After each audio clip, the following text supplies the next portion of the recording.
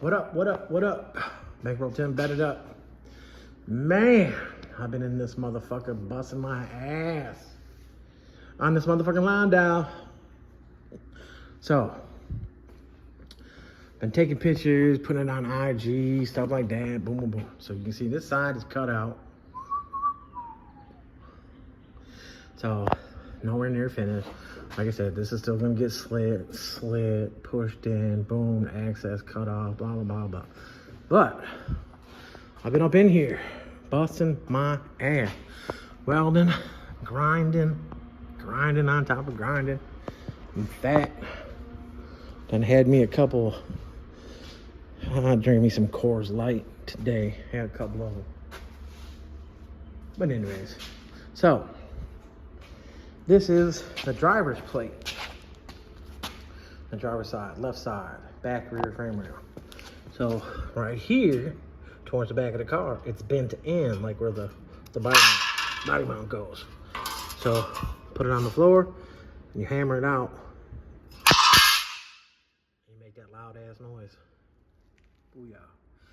So that's gonna be ready to go back in that side, but today I'm focused on this right rear frame rail, the Landau going on these choppers, Brutus, and you know it's got the spinning cat, booyah, floating, spinning, whatever the hell you want to call it.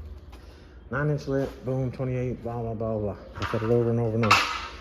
Ran out of wire, and I overheated the machine once, but I have another roll of wire, put it in there already. I had to grab this strip of steel, which is right there, from Farm and Fleet today. They always got all kinds of steel, various sizes, widths, thicknesses, stuff like that. And as you can see, that's 1.5 inches, 1/8 inch, right there. And that's where I put right here, boom, boom. So if you guys are following to the pictures on my IG, you'll know what I'm talking about. So there's a lot of steps to this process. Obviously, the first thing I did was braced it all up underneath there. Now, bracing it up all underneath there and fully welding it is making it like a frame inside of a frame. So this area right here obviously made this area stronger. And when the torque, stuff like that, it's got a stock motor in it right now, but when it does have power later on and stuff like that, it's gonna wanna push these torque boxes up, which is gonna twist this frame rail. But because it's all braced in, it's not gonna do that. So again, I'm nowhere near done. So you can see this little fine line I got right here. What I'm gonna do here is, I'm gonna fill it in some more with more weld. And like I was telling you guys about this, when you overlap, you want to have a nice size gap. You want to sit here and you want to fill it. You don't want a nice thin little line and then you just bzzz, because I mean, if you're TIG welding, it would be stronger, but a MIG welding takes a lot of heat. But anyways, keep you a nice fat gap, a fatter gap. You guys, if you guys seen the pictures, you guys know what I'm talking about. A fatter gap, you can fill it in, so that way you make sure you get weld inside, deep inside, like right here. This is all, it's all weld right there. Then you can shape it how you want to shape it. If you got that flux welding shit, that shit don't work. Don't try to do it. A lot of guys in the past have tried to do it theirself with a flux welder. You know, that's a welder that doesn't have the gas, and they use the wire that has the flux. It's supposed to have gas in the wire or whatever. The shit don't work for this type of shit. Don't do it. Don't take your beautiful, clean ass, rust free, California, Missouri, I don't know, clean ass car and fuck it up trying to do it yourself with a flux machine. It's not gonna work.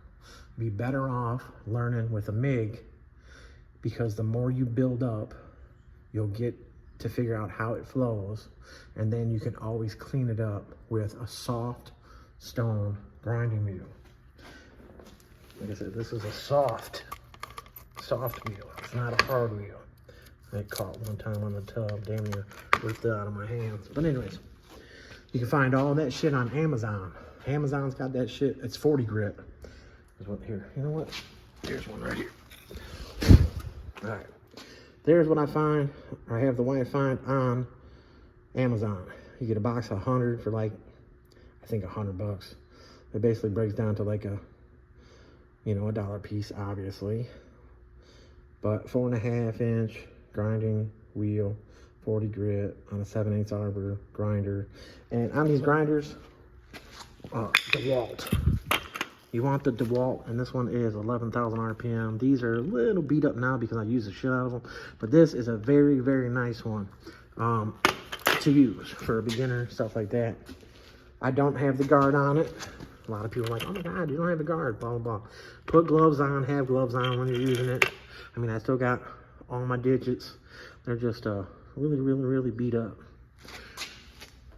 But I noticed the other day, Kustoms, on one of his IG videos, I think it was, he has one of those that's really long. And I'm gonna have to ask him where the hell he got that, because I've never seen one like that. But it's DeWalt, because it's black and yellow, and it's like extra long. So I'm gonna have to ask him. But he uses the same thing, no guard on there. I think he uses 6-inch wheels, 4-inch wheels, stuff like that.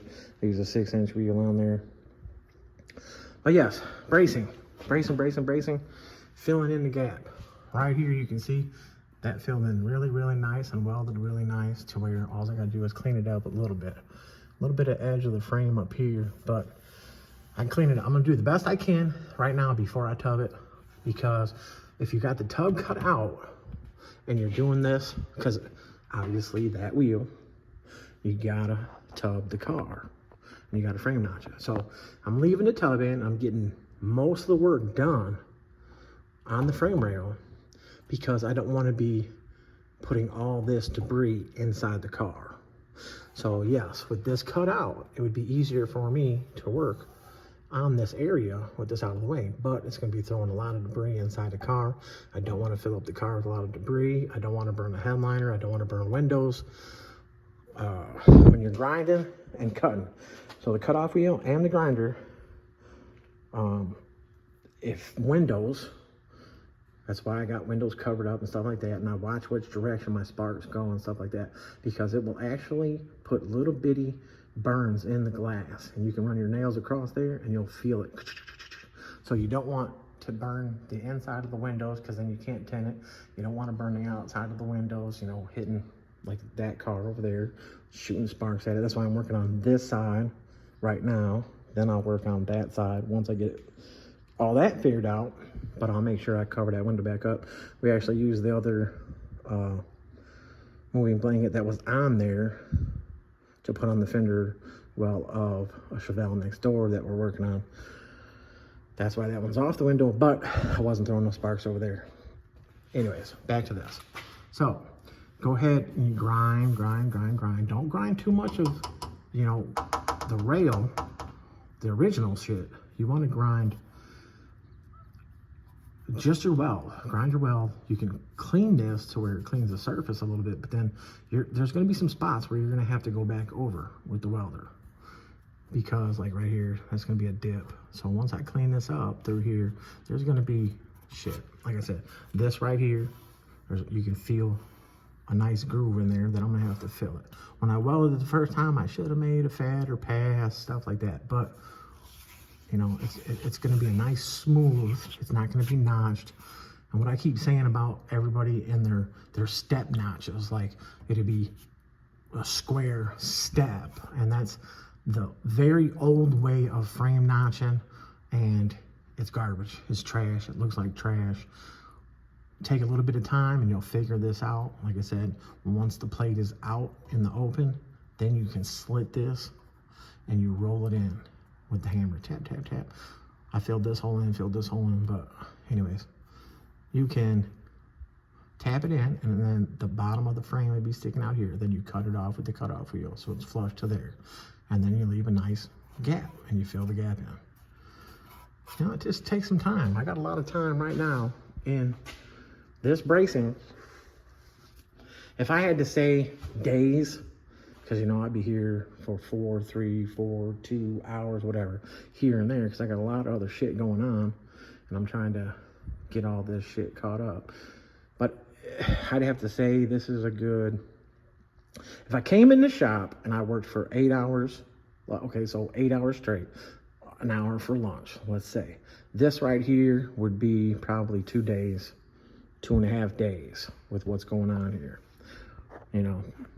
But I have to answer my phone. I have to talk to people. I have to deal with people that pull up. I have to deal with other things that are going on.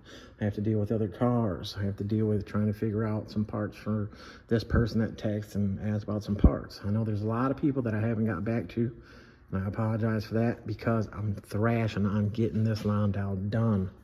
I still got the rear end sitting over there on the bench. I haven't touched to clean it up, nothing, because I've been focused on this. I got the back wheels back on the back of the Pontiac because tomorrow I have a quick job that's coming in that I have to do real fast, and it's just some coilovers and a anti-roll, but I have to do it real fast to stay ahead of what I have going on. But anyways, I just wanted to get another video up, show you guys the process of the progress on this Landau, and try to explain the best that I can on what is going on with frame notching, bracing, stuff like that. We're seeing a lot more cars out there that have been frame notched in the past or recently, and then they end up with more power and they're starting to crack the frame rails. You know, when you cut this rail and you move it in. B-body doesn't have a frame notch plate. G-bodies have a aftermarket frame notch plate, all-star, stuff like that, but they're short. Again, none of this stuff is designed for a big wheel car. So, you know, the G-body will come this short. So you got to add a piece on, you got to add a piece to the back. But anyways, even that piece being 1/8 inch or 3/16, whatever it is, I don't remember. If you put it in here too tight and you just weld over it and you clean your weld up, it's thin right there and it's gonna crack. Me, I know how big my gap was here. It was a big gap. It was probably 3/16, almost 1/2 inch. And I sat there and filled it in, and I got weld inside the whole crack, so that way I could fill it all in. And it makes it stronger. But like I'm saying, a lot of these cars, G-bodies and stuff like that, without having any of this type of bracing underneath there, they're starting to crack the frames right where they're notched right here, and it's flexing the whole rail, and it's putting buckles and quarters. So when you're thinking about getting a frame notch and stuff like that, you want a shop that's doing them right. And if you're going thin like this, you got to have that bracing. Even if you think you don't have a lot of power, the second you start doing things, you know, doing burnouts over bumps, everybody witnessed that. You know, somebody did a burnout in a street in Chicago that had a nice big bump in it. Oh, let's do a burnout over a bump. Yeah. I mean, still, whatever. Take it how you want. But yeah, this Landau, M28s, frame notching, welding, trying to figure it all out. And like I said, I never wanted to cut the frame out until I had all that bracing in. That's why I waited to cut it out. I really don't want to take the tubs out, because taking the tubs out while I'm doing this is going to throw all that debris inside. The car is very clean. It's all original inside. I don't want to fuck it up. So once I'll be able to cut these tubs out with a Sawzall.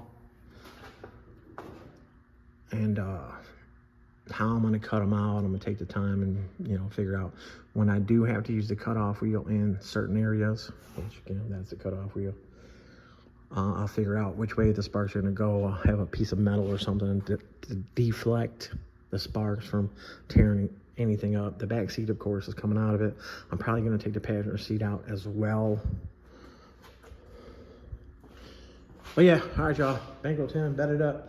Frame notching, 101, bedded up, Bankroll Tim style. There it is. Appreciate y'all. Everybody that's 100, keep it 100. Man, we need this world to stay 100. I'm tired of all these fake ass people out there. So to all my real ones, real, keep it 100.